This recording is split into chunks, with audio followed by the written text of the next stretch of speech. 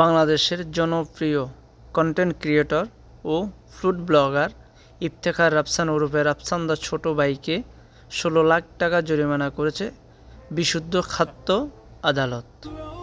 সেই সঙ্গে তার মালিকানাধীন অনুমোদনহীন ড্রিঙ্কস ব্লু ৭ দিনের মধ্যে বাজার থেকে প্রত্যাহারের নির্দেশ দেওয়া হয়েছে।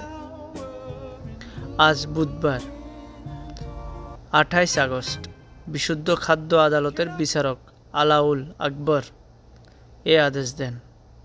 এ সময় প্রায় ১.৫ ঘণ্টা আদালতে ছিলেন রাফসান।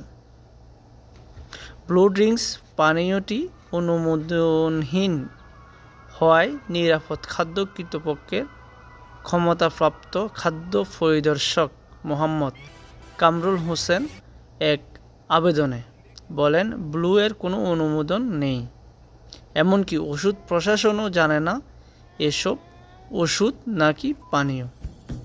সেই পরিপ্রেক্ষিতে গত ৪ জুন আদালত রাফসানের বিরুদ্ধে গ্রেপ্তারি পরোয়ানা জারি করে। এর আগে গত ২৪ এপ্রিল কুমিল্লা নগরীর বিসিক এলাকায় অবস্থিত মেসার্স ব্লু ড্রিঙ্কস কারখানায় অভিযান পরিচালনা করা হয়, যা গত ১৭ মে নতুন করে সামাজিক যোগাযোগ মাধ্যমে ভাইরাল হয়। ওই সময় ইফতেখার রাফসানের ব্লু ড্রিঙ্কস তৈরির কারখানায় মানহীনভাবে ব্লু ড্রিঙ্কস তৈরি করার অভিযোগে ৩০,০০০ টাকা জরিমানাও করা হয়।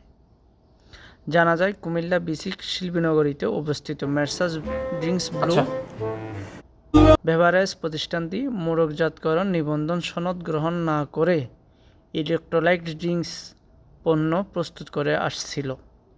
এছাড়াও কারখানার কোনো পরিমাণ যন্ত্র ছাড়াই বোতলজাত করা হচ্ছিল ড্রিঙ্কসগুলো।